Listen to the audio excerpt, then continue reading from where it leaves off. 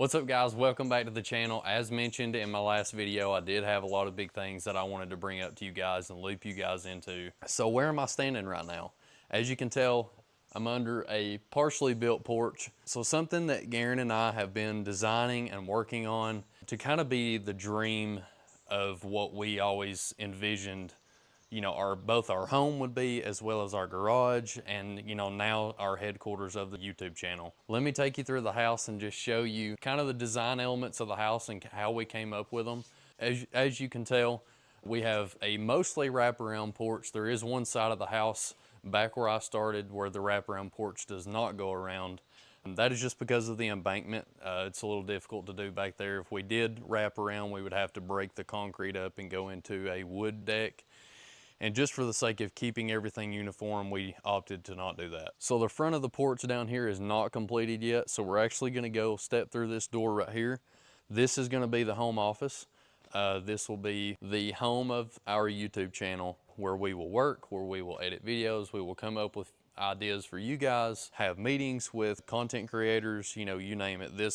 This room will be used pretty heavily. Stepping through this door, if you guys notice, there's a rather large window right here. This window is actually gonna be a custom window that we're having made. We thought it would be pretty neat to be able to see our succession into different projects and just kind of a reminder, you know, if you're having a bad day at work, you know, if you kind of want a reminder of why you're doing what you're doing at work every day.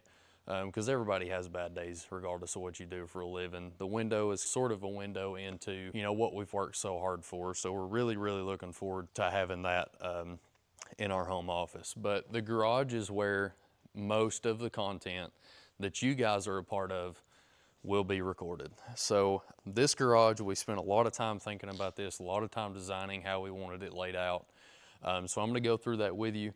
But this garage is roughly 2,100 square feet. I'm gonna walk to the other side to give you kind of at scale and how much room we have to work with. So over here on the side that I'm at, there's an additional 2 inches of concrete over on this side where we will have a lift. We're still looking for exactly what lift we want to go with. So if you guys have any experience with lifts and you have any recommendations, definitely leave them down in the comments. I'm really interested to see what you guys are using. We'll have a lift here.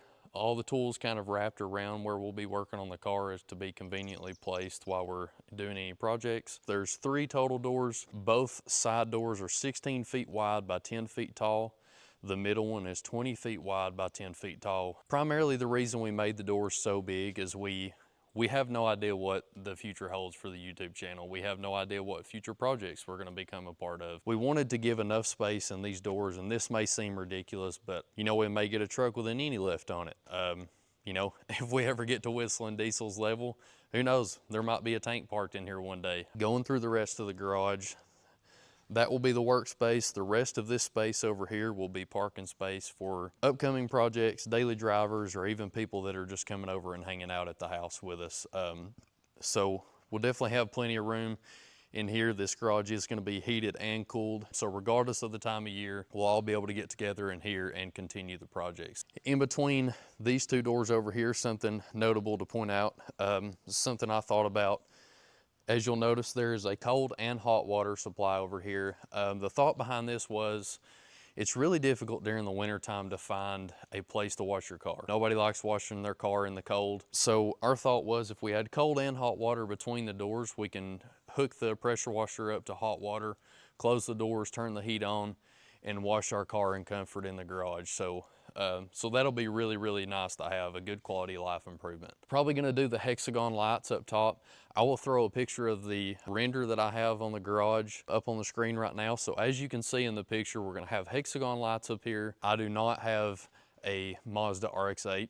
I have a BMW 330. The 3D rendering software that I have is a bit limited on what 3D objects you could use in the software. Do not have a McLaren either, maybe one day.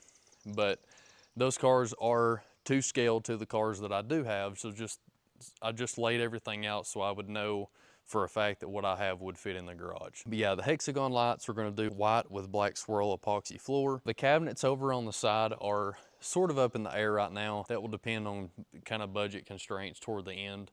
it'll be really neat to have. We will definitely do that at some point. I just don't know if it will be done day one or not. So standing in about an inch of water right now, I'm gonna go into the living space and show you guys this part of the house. So this will be the living room. It has a connected kitchen. A lot of modern homes have that. I like that design a lot. The archway and hallway down there will connect the living space to the home office. So it kind of breaks it up. It's easy to get to, but it kind of breaks up, you know, the work and home dynamic of the house, which I really like. One thing that we really focused on in this house, as you can tell, is space.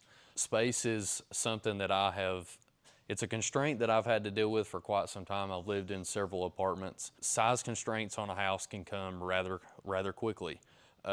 So I definitely focused on making these rooms, every room of the house, I laid it out to where every room had the square footage that it needed, regardless if we thought we needed it day one, because you definitely want to be able to grow into it. So this is the pantry. We'll have some shelves along both sides, shelves on the far side.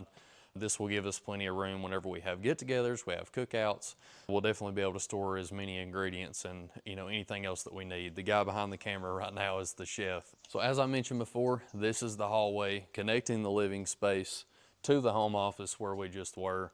And then if you veer off to your left, this is the master bedroom, which the dimensions of it I wasn't very specific about, but I wanted to make it roughly. There was a house that I had about 1.5 years ago that had a room about this exact size. I got the dimensions from that bedroom. I was really happy with the size of it, so I went with that.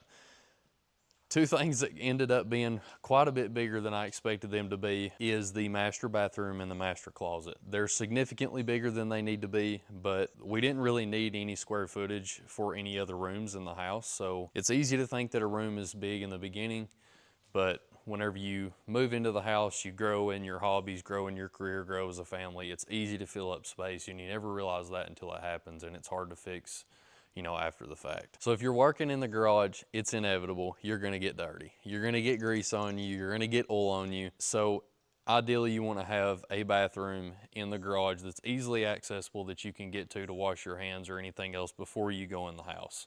So that was the idea behind that. Also, if we have people over, you don't always want people, you know, walking in into your living space. So that's kind of the idea behind that. As for the storage space, this is something kind of unique that you don't see in a lot of home garages, but you do see in commercial spaces. I basically got the dimensions of this from a storage unit. I went to a couple places and measured the internal dimensions, and I made a garage closet that size. I think this will be really nice to have because you see a lot of home garages that when you start doing projects, you have parts laying everywhere, you have materials laying everywhere, you know, it can really clutter up really quick. So this will be plenty big enough for us to have car parts in, for us to have crazy carts. If you don't know what that is, we'll be making some videos in the future about crazy carts. You guys will be really interested in that if you're not in on the crazy carts yet. We'll be able to have all that stuff in here, keep the garage looking showroom worthy. This is mine and Garen's dream house that we've been thinking about for years now. So I'm gonna let him go through some of the design elements on his side of the house and let him tell you any project ideas that he may have coming up and just overall introduce himself to the channel. I am Weasel Boy, guys. This is the first time I'm on the channel. I was gonna give you a little heads up of my part of the shop and just kind of lead you on from there. What Will was gonna mention too is we're also gonna have a catwalk up in the back side of the garage, sort of above all the benches and stuff we're gonna have. We also have a racing simulator. We'll probably put it up there as well, just to save some space down here. We don't really know where everything's gonna specifically go yet, besides the lift is for sure gonna go in that corner just because of the concrete being deeper over there. But up in the corner is also going to be a storage space. Sure, we'll probably keep some things like a Christmas tree or some seasonal things that we don't want just in the closet with all the parts and everything like that. But if we head over here, we'll start getting into the living room again and also my bedroom. We also kind of wanted to keep this, since we're both living in it, we kind of wanted to keep it where we kind of still have our own space. So Will's part of the house is going to be in that very corner, and then mine is going to be in this part of the corner. So I got pretty lucky with my view. I have the best view in the house. As you can see, it's not really, you can't see, there's a valley right there, but since it's summer right now, a lot of the trees are just green. That's all you can really see. During the fall, you can see all the trees start changing color. In the winter, you can actually see down in the valley, which is really nice. It's be really cool to see all that. Maybe no monsters out there while I'm looking at there. We'll walk through here, and this is going to be the bathroom. One thing we also kept from doing is inserts of showers and like tubs, the combo. They're just not very good, and we personally hate them. So we're gonna actually tile all this stuff out on the back side of it, and we're gonna make our own shower. For one, we can make it our own size. We don't have to be constricted with how certain businesses build their own showers or whatever. We also thought about adding a window just to have some natural light in the bathroom for the mornings and stuff, but later thought it's not really that good because there's risks of leaks, and with windows you can put in the top of the walls, we just have bad experiences with it and it just molds. Going back in the very corner of the house is going to be my closet. I'm not really sure how I'm going to design this part out yet. We're still pretty much in the building phase of this. I'm sure there's going to be just clothes on both sides going back, and then maybe a shoe rack right here possibly, or whatever. So heading back out into the house, we can walk through here. I'll squeeze through here and show you this part of the house. This is not the most exciting part, but this is the laundry room. It's enough space. We don't really need much in here. Just have the washer dryer and maybe some storage for the detergent and maybe a place to fold your clothes. But I guess we can head back out and look at the first project of the shop. So if you know me personally, you will know the importance of the tattoo on my left forearm. This is a Bible verse. It says, "A man of many companions may come to ruin, but there's one friend who sticks closer than a brother." That person for me was Gavin Gardner. I will throw a picture of him up on the screen. If you knew him, he was full of life. He was the life of the party, a life of any event. One thing that him and I had very much in common was our upbringing, the difficulties of our childhood, as well as our love for cars. He would have loved to have been a part of this channel.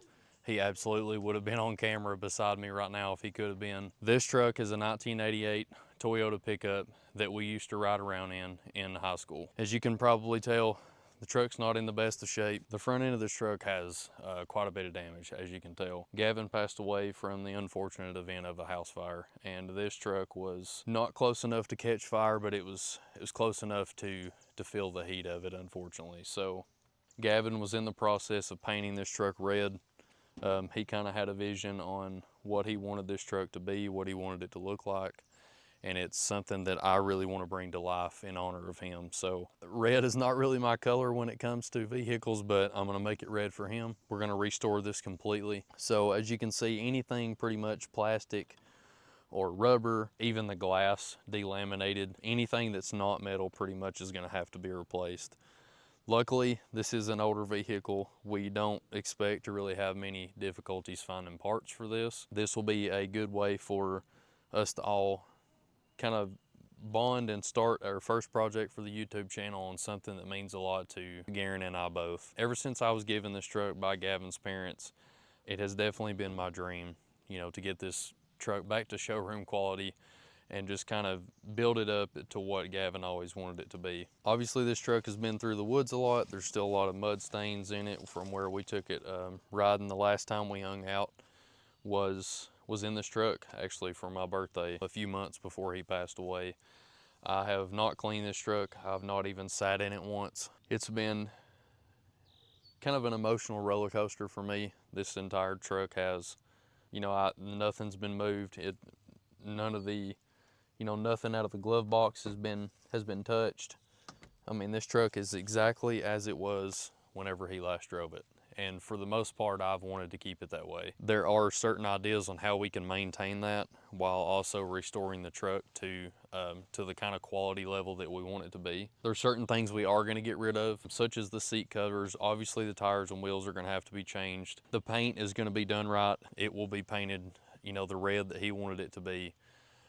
And then we do have some ideas on some custom upholstery that we might be able to do with certain things etched into the seats. We're still kind of going through that, so I don't want to say too much. We'll loop you guys into it whenever we make the final decisions. But overall, this is going to be more than likely our first large project. I'm really excited to do this. It's kind of bittersweet, to be able to do this for not only myself, but do it in honor of Gavin, do it in honor of his parents and his overall family that has been more than willing to make me feel like a part of the family as well. And I very much appreciate you guys for that. As you can tell, we're very early on in the build process. If you have any ideas on what we could do with the house, little adjustments we might be able to make, nothing major, definitely let us know down in the comments. And if you have any ideas on the truck, have any words of encouragement or anything like that, let us know as well.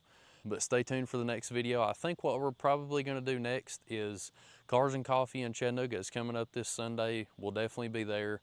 I'll be checking out some of the cars there, meeting up with some people that you may know if you're in the Chattanooga area, and if not, they have some really cool rides as well. So you guys will definitely want to stick around for that. I cannot thank you guys enough for the overwhelming support of the first video that I made. I definitely did not expect that many people to reach out to me, message me, share the link to the video. It's one thing about the car world that I love being a part of. Everybody, for the most part, is extremely supportive. I know the large group of people that I have at my side before and now with the YouTube video has been nothing but supportive, and I cannot thank you enough. Jordan Walters especially, I'll shout your name out again. Thank you very much for the supportive words. I cannot thank you guys enough for being such great friends with this process, and we look forward to bringing you guys along the ride. So stay tuned. Definitely like and comment down below if you have any thoughts or opinions about anything we have going on. Subscribe and hit that notification bell if you want to stay up to date with what we've got going on, and we'll see you next time.